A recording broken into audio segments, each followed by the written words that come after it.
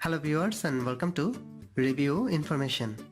In this video I will show you how to insert SIM card into your iPhone.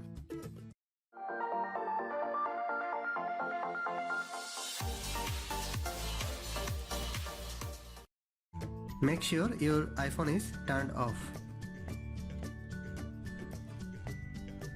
This is the SIM card slot. You have to open this slot. This is the slot opener. Enter it into the slot hole and press gently.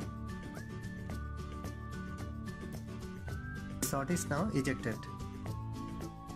Pull out the slot. This is the SIM card tray.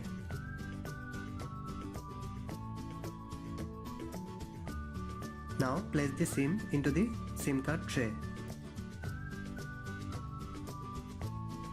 After that, insert the SIM card tray into the iPhone and press it slowly.